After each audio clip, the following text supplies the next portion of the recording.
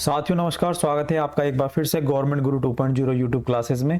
आज हम देख रहे हैं राजस्थान में जो होने वाले सभी एग्जाम से आरएस हो, एसआई हो, सीईटी हो या अन्य कोई भी परीक्षा हो, उसमें जो करंट अफेयर का पार्ट आने वाला है। तो आज हमें जो है सीरीज के अंदर अप्रैल का करंट अफेयर पढ़ रहे हैं और उसकी छठी क्लास आज देख रहे हैं। इसमें हम जो है रक्षा प्रौद्योगिकी, डिफेंस टेक्नोलॉजी के बारे में हम चर्चा करने वाले हैं और बहुत ही ज़्यादा डिटेल में ये क्लासें हो रही है।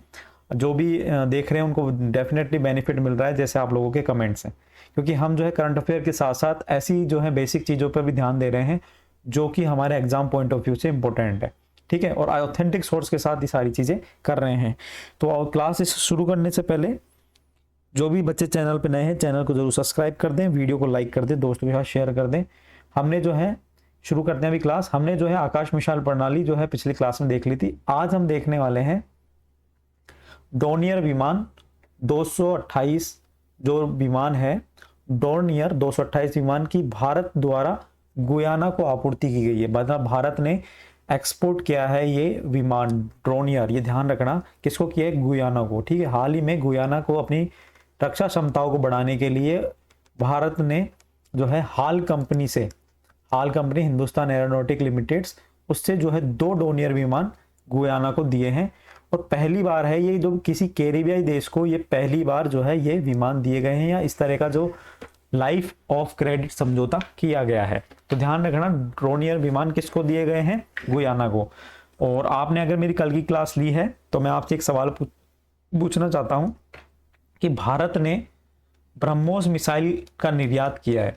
ब्रह्मोस मिसाइल का निर्यात किया, जो मैंने आपको पिछली क्लास में बताया था। तो ब्रह्मोस मिसाइल किसको बेची है, किसको आपूर्ति करी है? तो आप मुझे कमेंट में बिल्कुल बताना। अगर सही मायने में आप तैयारी कर रहे हैं, सही मायने में अगर आप वीडियो देख रहे हैं तो आपको पता होगा 100%, है ना। तो इस जो ड्रोनियर विमान है, इसका उपयोग समुद्री गश्त के अंदर और सेना की आवाजाही और सुरक्षा क्षमताओं को बढ़ाने के लिए किया जाएगा। तो ये ध्यान रखना, ड्रोनियर विमान गुयाना। वित्त वर्ष 2023 और 24 में पहली बार रक्षा निर्यात रिकॉर्ड 21,083 करोड़ रुपए तक पहुंच चुका है। हमारा जो डिफेंस का जो निर्यात है वो वित्तीय वर्ष 2023-24 में 21,083 करोड़ रुपए पहुंच चुका है। भारत, देखो यहाँ पे साफ साफ लिखा है कि भारत द्वारा जो वित्त वर्ष 2023-24 में रक्षा निर्यात रिकॉर्ड 21,083 करोड़ रुपए पहुंच चुका है, जो कि लगभग 2.63 बिलियन अमेरिकन डॉलर तक पहुंच चुका है।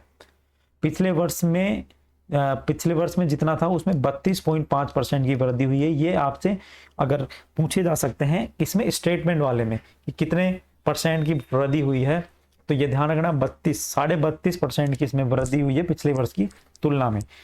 इसमें हम बात करें तो निजी क्षेत्र में जो है 60% इसका योगदान है और जो सार्वजनिक उपक्रम है उसमें 40% योगदान है। इस प्रकार 100% जो है इसका योगदान हो गया। हम बात करें 2013 से 2014 की तुलना में, मतलब पिछले जो 10 सालों की हम बात करें, तो निर्यात जो है 31 गुना बढ़ा है। आप ये देखो 31 गुना तो निर्यात बढ़ा है और पिछले वर्ष की तुलना में 32.5% क्या है आपकी ग्रोथ रेट रही है। आगे देखो कि इसमें साफ साफ लिखा हुआ है कि निर्यात को बढ़ावा देने के लिए भारतीय उद्योगों को प्रदान किए गए एंड टू एंड डिजिटल समाधान के साथ साथ सरकार द्वारा लाए गए नीतिगत सुधार, जिसमें ईज ऑफ डूइंग बिजनेस पहल के कारण उल्लेखनीय वृद्धि हुई है। ये अपने आप में उल्लेखनीय वृद्धि है। ध्यान रखना 32.5% पिछले वर्ष की तुलना में वृद्धि हुई है। आगे देखो, swadeshi man portable anti tank guided missile. Swadeshi man portable anti tank guided missile. तो एंटी टैंक गाइडेड मिसाइल कौन सी है? Anti tank. ठीक है, एंटी टैंक मतलब जो टैंक को उड़ा दे, टैंक को खत्म कर दे, टैंक को नष्ट कर दे, तो वो एंटी टैंक हो गई है ना। तो एंटी टैंक गाइडेड मिसाइल की हम बात करें, MPATGM, है ना। तो रक्षा DRDO ने man portable anti tank missile हथियार प्रणाली को स्वदेशी रूप में डिजाइन और विकसित किया है। इसकी श्रेष्ठता साबित करने के उद्देश्य से विभिन्न उड़ान विन्यासों में प्रौद्योगिकी का कई बार मूल्यांकन किया गया है। इसका परीक्षण DRDO और भारतीय सेना द्वारा किया गया है।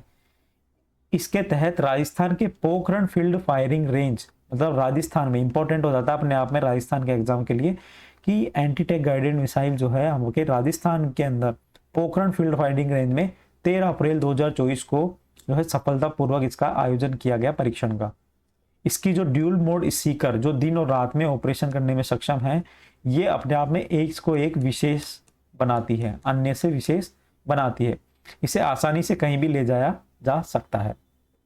ठीक है, आगे देखो manta ray under water drone. Manta ray under water drone की हम बात करें, ये क्या है, मानव रहित अंडर वाटर व्हीकल है, मानव रहित अंडर वाटर व्हीकल।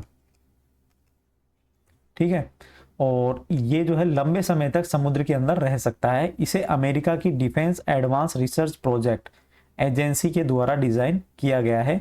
जो विशालकाय मछली, जो समुद्री मछली होती है उसका नाम है मंटारे। ये एक बहुत बड़ी मछली होती है, इसके आधार पर इसको डिजाइन किया गया है। किसको? अंडर वाटर ड्रोन, मतलब ऐसा ड्रोन मानव रहित। ड्रोन क्या होता है? मानव रहित जो उड़ता है वो होता है ड्रोन। लेकिन एक होता है हवा में उड़ने वाला, आपने ड्रोन देखे होंगे जो हवा में उड़ने वाला। ठीक है, एक होता है जो है पानी के अंदर, जो है मानव रहित ड्रोन है ये। तो इसको जो है अमेरिका की डिफेंस एडवांस रिसर्च प्रोजेक्ट के द्वारा डिजाइन किया गया है, जो कि एक मछली होती है मंटारे, उसी के आधार पर इसका नाम दिया गया है मंटारे। जो कि वो मछली भी जो है पानी के अंदर जो है बहुत जो गहराई के अंदर रहती है और एक बड़ी मछली होती है ये अंडर वाटर व्हीकल पूरी तरह से ऑटोनोमस है। इसका उपयोग जो है समुद्र के अंदर खोजबीन, रिसर्च करने में और जासूसी कार्यों में किया जा सकता है। इस अंडर वाटर व्हीकल की मदद से भविष्य में रेस्क्यू ऑपरेशन भी किए जा सकते हैं। ठीक है, मदद भी की जा सकती है रेस्क्यू ऑपरेशन, किसी को बचाने के लिए। इसे हथियार के रूप में भी प्रयोग लिया जा सकता है। तो अपने आप में बहुत ज़्यादा इंपॉर्टेंट है मंटारे, ध्यान रखना। मंटारे ड्रोन जो है ये क्या है? एक ड्रोन है, मानव रहित, है ना।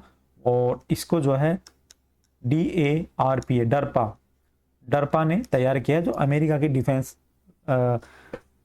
प्रोजेक्ट है। ठीक है, आगे देखो, आगे है इसरो ने रॉकेट इंजनों के लिए कार्बन टू कार्बन नोजल विकसित किया है।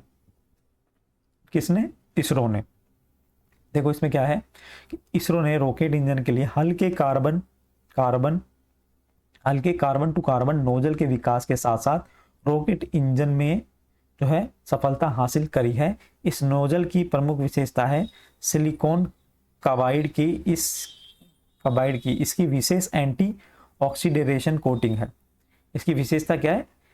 इसकी विशेषता है सिलिकॉन कार्बाइड की एंटी ऑक्सीडेशन कोटिंग, जो ऑक्सीकरण वाले वातावरण में इसके परिचालन में सीमाओं को बढ़ाती है। दोस्तों अपने आप में ये जो है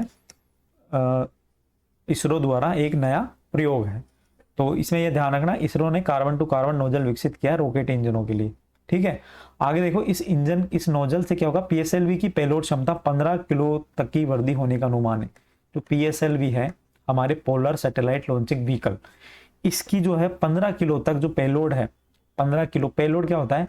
पेलोड होता है कि कोई भी जैसे रॉकेट जाता है, जी ये रॉकेट है आपके, ठीक है, रॉकेट की थोड़ी आकृति खराब हो गई, लेकिन जो ये रॉकेट है, तो इस रॉकेट द्वारा एक जगह से दूसरी जगह जो सामान लेके जाया जाता है, जैसे धरती से आसमान में लेके जाया जाता है, अंतरिक्ष में लेके जाया जाता है ना, जब सैटेलाइट हम लॉन्च करते हैं, तो उसके साथ जो होता है सामान, जो होता है, जो भी कुछ भी हम मान सकते हैं, जैसे कोई सैटेलाइट लेके जा रहे हैं, है ना, तो वो सैटेलाइट अपने आप में क्या हो गया? पेलोड हो गया। कोई भी जो सामग्री होती है उसे पेलोड कहा जाता है, ये ध्यान रखना। तो जो पेलोड है, तो 15 किलो और अधिक जो है पेलोड ले जाया जा सकता है, ये जो नोजल टू कार्बन जो है तकनीक के द्वारा। आगे देखो, TSAT-1A एक उपग्रह है, इसका नाम है टाटा एडवांस सिस्टम लिमिटेड ने अपने 100 मीटर ऑप्टिकल सैटेलाइट को सफलतापूर्वक अंतरिक्ष में स्थापित कर दिया है। TSAT-1A को स्पेस एक्स के बैंड वैगन एक मिशन के साथ लॉन्च किया गया था। इंपॉर्टेंट है बहुत ज़्यादा कि किसके साथ लॉन्च किया गया था? स्पेस एक्स के बैंड वैगन 1 मिशन के साथ साथ TSAT-1A को लॉन्च किया गया था। और हम बात करें TSAT-1A को कर्नाटक में टाटा एडवांस के असेंबली, इंटीग्रेशन और टेस्टिंग प्लांट के लिए असेंबल किया गया था। ये हाई रेजोल्यूशन ऑप्टिकल उपग्रह तस्वीर प्रदान करेगा और ये भारतीय निजी क्षेत्र द्वारा निर्मित पहला सैन्य ग्रेड भूस्थानिक जियो स्टेशनरी उपग्रह है। भूस्थानिक मतलब जियो स्टेशनरी। ठीक है, तो ये ध्यान रखना है आपको कि TSAT-1A क्या है? एक उपग्रह है जिसको स्पेस एक्स द्वारा लॉन्च किया गया था, किसके साथ? बैंड वैगन मिशन के साथ। आगे देखो, स्टार्ट कार्यक्रम। स्टार्ट कार्यक्रम क्या है? स्टार्ट कार्यक्रम इसरो द्वारा शुरू किया गया है। इसका पूरा नाम है space science and technology awareness training, अंतरिक्ष विज्ञान और प्रौद्योगिकी जागरूकता प्रशिक्षण, इसका नाम है। स्टार्ट कार्यक्रम इसरो द्वारा शुरू किया गया है। सबसे पहले ध्यान रखना है किसके द्वारा शुरू किया गया, इसरो के द्वारा। Space science and technology awareness training जो है स्टार्ट कार्यक्रम। भारतीय अंतरिक्ष अनुसंधान संगठन इसरो ने गुजरात विज्ञान और प्रौद्योगिकी परिषद, इसका नाम है गुजकोस्ट, है ना, तो गुजरात और विज्ञान एवं प्रौद्योगिकी परिषद को स्टार्ट कार्यक्रम के लिए नोडल केंद्र के रूप में चुना है। यह एक ऑनलाइन प्रशिक्षण कार्यक्रम है जो विज्ञान और प्रौद्योगिकी के स्नातक और स्नातकोत्तर छात्रों के लिए उपयोगी है। तो ये इस तरह से रहने वाला है कुछ स्टार्ट कार्यक्रम, जो कि आपके 15 अप्रैल से 3 मई तक जो है चलने वाला था। ठीक है, इसकी जो थीम है वो है exploration of the solar system. ठीक है, इसका उद्देश्य क्या है, युवाओं को अंतरिक्ष विज्ञान और प्रौद्योगिकी का क्षेत्र में आकर्षित करना। केवल भारत के शैक्षणिक संस्थानों और विश्वविद्यालयों और कॉलेजों में पढ़ने वाले छात्रों के लिए शुरू किया गया ऑनलाइन कार्यक्रम। स्टार्ट कार्यक्रम के तहत गुज कोस्ट ज्ञान प्रसार के लिए केंद्रीय केंद्र के रूप में करते हुए लाइव कक्षाओं को होस्ट करेगा। तो ये ध्यान रखना है हमें, गुज कोस्ट क्या है और स्टार्ट कार्यक्रम क्या है। ठीक है, आगे देखो, अंतरिक्ष में पहला युद्धाभ्यास हुआ है। मतलब आप ये देखो, जमीन पे तो युद्धाभ्यास होते थे, पानी में होते थे, अब अंतरिक्ष के अंदर भी युद्धाभ्यास शुरू हो गया है। और ये युद्धाभ्यास है, ये किसने किया है, ये किया है आपके अमेरिका की स्पेस सैन्य शाखा की पहली बार पृथ्वी की कक्षा में युद्धाभ्यास करेगा। और इस युद्धाभ्यास का नाम क्या दिया गया है, Victus has, Victus has, Victus has, ध्यान रखना, विक्टस हैज इसका नाम दिया गया है। इसे अमेरिका पृथ्वी से बाहर अपने सैटेलाइट और अन्य संसाधनों की रक्षा के लिए आयोजित कर रहा है। ठीक है, इसमें हम नोट की बात करें तो रूस और चीन भी अंतरिक्ष में सैन्य क्षमताओं को लगातार जो है बढ़ा रहे हैं। तो आखिर इस युद्धाभ्यास का उद्देश्य क्या है, युद्धाभ्यास का ये उद्देश्य, प्रैक्टिस का ये उद्देश्य है कि जो सैटेलाइट हैं, जो देशों द्वारा छोड़े जा रहे हैं सैटेलाइट, जो अमेरिका के जो सैटेलाइट हैं उनकी रक्षाओं के लिए, ठीक है, उनकी रक्षाओं के लिए जो है ये युद्धाभ्यास किया गया। अगर भविष्य में मान लो स्पेस के अंदर जंग हो जाती है, वार हो जाती है, तो किस तरह से जो है लड़ाई लड़नी है। ठीक है, तो इसलिए जो है ये युद्धाभ्यास किया गया था। ठीक है, तो अमेरिका के बाद रूस और चीन भी अपनी सैन्य ताकतों को लगातार बढ़ा रहे हैं। ठीक, ये ध्यान में आपको रखना है। आगे देखो, advance composite solar cell system, ये क्या है, advance composite solar cell system की हम बात करें तो नासा के advance composite solar cell system अंतरिक्ष यान को 23 अप्रैल 2024 को न्यूजीलैंड के माहिया में रॉकेट लैब के इलेक्ट्रॉन रॉकेट से लॉन्च किया जाएगा। कहां से, न्यूजीलैंड, न्यूजीलैंड के कौन सा जगह है, माहिया वे। ठीक है, तो ACS-3 माइक्रोवेव ओवन के आकार के उपग्रह हैं। अगली पीढ़ी में सौर पाल तकनीक को ही एडवांस कंपोजिट सोलर सिस्टम कहा जाता है। यह तकनीक भविष्य में अंतरिक्ष यात्रा को और आगे बढ़ा सकती है और सूर्य और सौरमंडल के बारे में हमारी समझ को विकसित कर सकती है। तो ध्यान रखना है, advance composite solar cell system आखिर क्या है, न्यूजीलैंड के माहिया से लॉन्च किया जाएगा और माइक्रोवेव ओवन की जितनी किसकी साइज है। ठीक है, आगे देखो, चीन के अंतरिक्ष यात्रियों को सेंझोउ 18 यान द्वारा तियांगोंग अंतरिक्ष स्टेशन पर भेजा जा रहा है। मतलब जो अंतरिक्ष स्टेशन है, इनका जो स्पेस सेंटर है, वहां पर सेंझोउ यान 18 यान के द्वारा 3 अंतरिक्ष यात्रियों को भेजा जा रहा है। 25 अप्रैल 2024 को यह लॉन्च किया गया है और इसके तहत 3 अंतरिक्ष यात्रियों को एक टीम बनाकर पृथ्वी की निचली कक्षा तियांगोंग अंतरिक्ष स्टेशन के लिए भेजा गया। तो चीन का जो अंतरिक्ष स्टेशन है वो है तियांगोंग। चीन इस मिशन के तहत 2030 तक चंद्रमा पर अंतरिक्ष यात्रियों को भेजने की दिशा में काम कर रहा है। मतलब बोले यहीं पे नहीं, हम चांद पे भी जो है यात्रियों को भेजेंगे। ठीक है, सेंझोउ 18 अंतरिक्ष यान को डिवाइन से वेसल के नाम से भी जाना जाता है। ठीक है, सबसे पहली बात। और ये जो अंतरिक्ष यात्री हैं वो कब तक रहेंगे, 6 माह तक यहाँ पर रहने वाले हैं। तो मूल रूप से इनको क्या करना है, यहाँ पे वैज्ञानिक प्रयोग करने हैं, स्पेस वॉक करनी है और अंतरिक्ष स्टेशन के लिए नियमित रखरखाव और प्रबंधन के लिए क्या करनी है, इनको खोज करनी है, अंतरिक्ष वॉक भी करनी है इनको। ठीक है, तो ये ध्यान रख लेना आप, है ना। अब देखो, सबसे इंपॉर्टेंट चीज और इंटरेस्टिंग चीज, आपने ब्लैक होल का नाम सुना होगा, आखिर ब्लैक होल क्या होता है उसके बारे में बताएंगे। आगे देखो, तो गेया BH3 सबसे बड़े स्टेलर ब्लैक होल की खोज कर ली गई है। हाँ, खगोलविदों द्वारा हमारी मिल्की वे मतलब आकाशगंगा में सूर्य से 33 गुना अधिक द्रव्यमान वाले सबसे बड़े स्टेलर ब्लैक होल, एक ब्लैक होल है जिसका नाम है गया BH3, है ना। तो इसकी जो है खोज कर ली गई है, जो सूर्य से 33 गुना द्रव्यमान ज्यादा है, सोचो अपने आप में, ठीक है।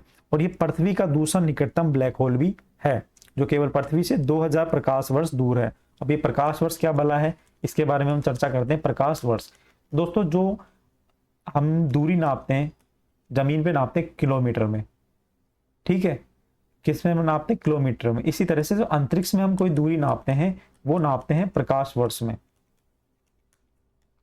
ठीक है। जैसे हम बोलते हैं ना 2 किलोमीटर, 2000 किलोमीटर, तो इस तरह से 2000 क्या है, प्रकाश वर्ष है। हम मुझे ये बताओ कि समुद्र में दूरी नापी जाती है, समुद्र में जो दूरी नापी जाती है वो उसकी इकाई क्या होती है, ठीक है। कमेंट करके बताओ, मैंने बताया हुआ है करंट अफेयर की क्लास में, अब आप बताओ, ठीक है।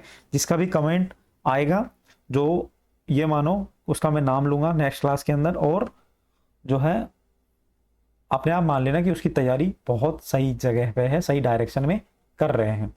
अब हम बात करते हैं ब्लैक होल आखिर होता क्या है। तो देखो दोस्तों, ब्लैक होल जो है तारों की मृत्यु के बाद की अवस्था को कहते हैं। एक तारा होता है ना, तारा होता है, देखे होंगे आसमान में आपने तारे, शहरों में तो दिखते नहीं पोल्यूशन के कारण, बाकी गाँव में आपने तारे देखे होंगे जो चमकते हैं रात के टाइम। तो जो तारे जो चमकते हैं, तो चमकते हैं, उन क्यों चमकते हैं, क्योंकि उनमें हीलियम होता है, हाइड्रोजन होता है, इसलिए वो आपस में चमकते हैं। आपको पता है सूर्य भी क्या है, एक तारा ही है। सूर्य क्या है, एक तारा ही है, सबसे जो है तारा है। और ये भी चमकता है ना।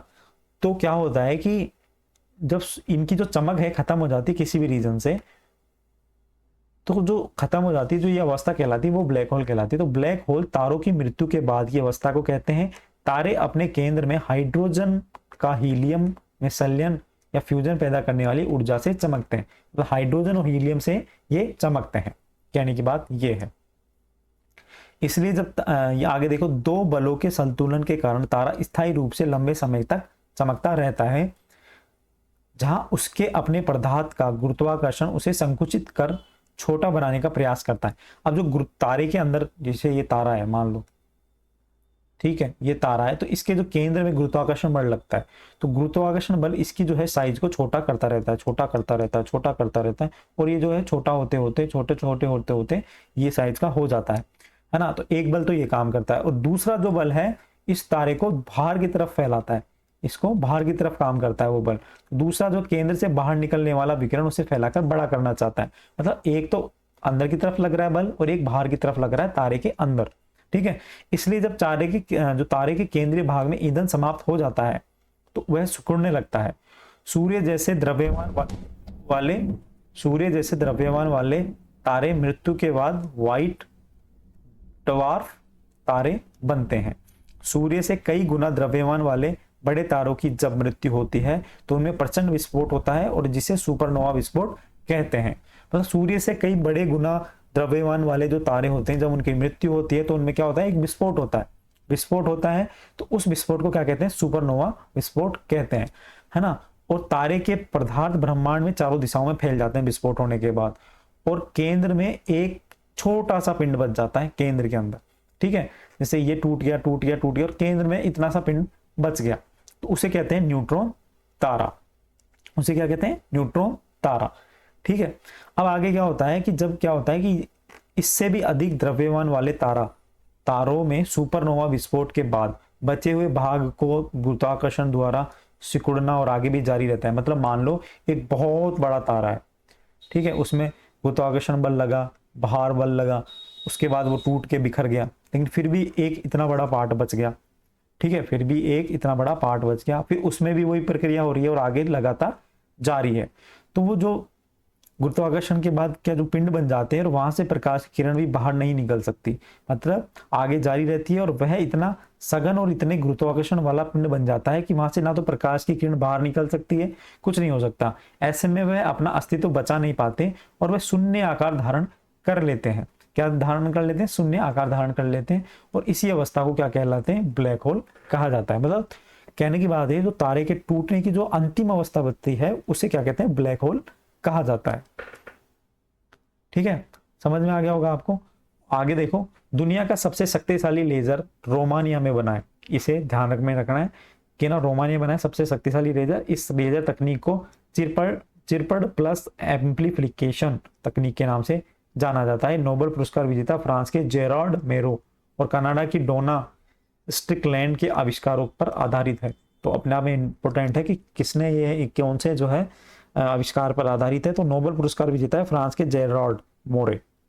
ठीक है, आगे देखो रैमपेज मिसाइल। रैमपेज मिसाइल की हम बात करें तो भारतीय वायुसेना और नौसेना के बड़े बेड़े में ये जो है रैमपेज मिसाइल शामिल हो गई है। और ये सुखोई 30 MKI और मिग 29 जैगुआर लड़ाकू विमानों पर जो है रैमपेज मिसाइल तैनात की जाएगी। रैमपेज मिसाइल क्या है, सुपरसोनिक गति वाली है, 250 किलोमीटर तक लक्ष्य को ध्वस्त कर सकती है और हवा से जमीन पर मार करने में सहायक है। ठीक है, आगे देखो, रूस ने जो है अंगारा A5 अंतरिक्ष रॉकेट का सफल परीक्षण किया है। आगे देखो, नाइजीरिया मेनिनजाइटिस का टीका तैयार करने वाला पहला देश बन चुका है। नाइजीरिया एक मेनिनजाइटिस एक बीमारी है, उसका जो है टीका तैयार करने वाला पहला देश बन चुका है। आखिर ये बीमारी है क्या? इस जो टीका है उसका नाम है मैन 5CV और ये WHO से अनुमोदित है। मेनिनजाइटिस की हम बात करें, ये कौन सी बीमारी, तो मस्तिष्क और रीढ़ की हड्डियों के आसपास की झिल्लियों में जब गंभीर सूजन आ जाती है तो ये मेनिनजाइटिस कहलाती है। मेनिनजाइटिस वायरस, बैक्टीरिया, कवक और परजीवियों के कारण होता है। इसकी जो मस्तिष्क क्षति है, सुनने की हानि और सीखने की अक्षमता सहित गंभीर बीमारियों का कारण बन सकता है। मेनिनजाइटिस किसी भी उम्र के लोगों को ये हो सकता है। ठीक है, आगे देखो, गगन शक्ति। गगन शक्ति एक युद्धाभ्यास है जो कि भारतीय वायुसेना का सबसे बड़ा युद्धाभ्यास है। जैसलमेर के पोखरण फील्ड में ये युद्धाभ्यास हुआ था। कब हुआ था? 1 अप्रैल से 10 अप्रैल के बीच में। तो गगन शक्ति का ध्यान रखना, भारतीय वायुसेना का युद्धाभ्यास है। इसमें चीन और पाकिस्तान के 2 मोर्चों पर युद्ध के लिए चीन और पाकिस्तान की हम बात करें तो चीन और पाकिस्तान हमारे पड़ोसी देश हैं, उनसे युद्ध कभी भविष्य में हो जाए तो इसलिए जो है ये युद्धाभ्यास किया जाता है। और ये युद्धाभ्यास प्रत्येक 5 वर्ष में होता है। इससे पूर्व गगन शक्ति का युद्धाभ्यास वर्ष 2018 में किया गया था। ठीक है, और ये पोखरण जैसलमेर में हुआ है। IMT ट्रायलेट 2024 की हम बात करें तो भारत, मोजाम्बिक और तंजानिया के बीच में त्रिपक्षीय नौसैनिक अभ्यास है। ठीक है, ये मोजाम्बिक के नाकाला में संपन्न हुआ है। मोजाम्बिक एक दक्षिण पूर्वी अफ्रीका का देश है और तंजानिया पूर्वी अफ्रीका का देश है। ठीक है, तो IMT इंडिया, मोजाम्बिक और तंजानिया, इसका जो है युद्धाभ्यास हुआ है। IMT मतलब इंडिया, मोजाम्बिक और तंजानिया। आगे देखो, दस्तलीग 2024 की हम बात करें तो दस्तलीग भारत और उज्बेकिस्तान के बीच में संयुक्त सैन्य अभ्यास है। इसका जो 5वां संस्करण था जो कि 15 से 28 अप्रैल 2024 को हुआ। पूर्वी लहर अभ्यास की हम बात करें तो यह जो flag officer commanding in chief पूर्वी नौसेना कमान के परिचालन के तहत पूर्वी समुद्री तट पर पूर्वी लहर अभ्यास एक्सपोल का संचालन 20 अप्रैल 2024 को किया गया। इस अभ्यास का उद्देश्य समुद्री सुरक्षा चुनौतियों से निपटने के क्रम में भारतीय नौसेना की तैयारी के मूल्यांकन की दिशा में प्रक्रियाओं का सत्यापन करना था। तो पूर्वी लहर अभ्यास, दस्तलीग, IMT ट्रायल और हम बात करें तो गगन शक्ति की, तो ये सब क्या है, युद्धाभ्यास है। इसी तरह से सागर कवच 2024 है जो भारतीय नौसेना के रणनीतिक रूप में महत्वपूर्ण है और लक्षद्वीप में 1 से 2 अप्रैल को सागर कवच नामक समुद्री सुरक्षा अभ्यास आयोजित किया गया। तो दोस्तों इस तरह से जो है ये रक्षा प्रौद्योगिकी हमने जो है 2 क्लास के अंदर करंट अफेयर कर लिया है। और उसके बाद हम खेल पुरस्कार वाली क्लासेस देखेंगे और खेल पुरस्कार के बाद हमारा जो है चर्चित स्थान और चर्चित व्यक्ति वाली देखेंगे। तो अभी इसमें जो है कम से कम आपको 2 क्लास, तो 7 और 8 नंबर, ये दोनों क्लास और लगेगी। देखो अब आप सोचोगे कि अप्रैल में ही 8 क्लासें लगा दी, बिल्कुल लगा दी, लेकिन आपका जो करंट अफेयर है ना सॉलिड है। अब 8 क्लास तो लगा दी, कहने को तो 8 है, लेकिन एक क्लास लगभग 40 मिनट की हो रही है। ठीक है, तो लगभग 3 से 4 घंटे जो है हमारा 1 महीने का करंट अफेयर चल रहा है, तो कोई बड़ी बात नहीं है। और लेकिन और इतना डिटेल में पढ़ रहे हैं कि कहीं और पढ़ने की आपको आवश्यकता नहीं है। आपने मैगजीन भी उठा के देखी होगी और ये सारी चीज़ें आपने देखी होगी। मैं भी बहुत अच्छी आपको जो है कंटेंट उपलब्ध करा रहा हूँ। तो आपको अगर पसंद आ रहा है तो चैनल को सब्सक्राइब कर लेना, वीडियो को लाइक कर देना, कमेंट में अच्छा सा कोई कमेंट कर देना ताकि मेरा मोटिवेशन बना रहे। बाकी तो मैं तो ये कंटिन्यू करूँगा, क्योंकि एक या दो बच्चे भी अगर मुझसे पढ़ रहे हैं ना, अच्छा अगर उनको लग रहा है तो मैं बिल्कुल इसको कंटिन्यू करने वाला हूँ। ठीक है दोस्तों, तो मिलते हैं नेक्स्ट क्लास के अंदर। अभी के लिए इतना ही। धन्यवाद। जय श्री राम। चैनल को जरूर सब्सक्राइब कर देना और वीडियो को शेयर कर देना अपने दोस्तों के साथ। और हो सके तो एक रिक्वेस्ट है, आप स्टेटस पे भी इसको लगा सकते हैं, व्हाट्सएप स्टेटस पे। ठीक है दोस्तों, धन्यवाद।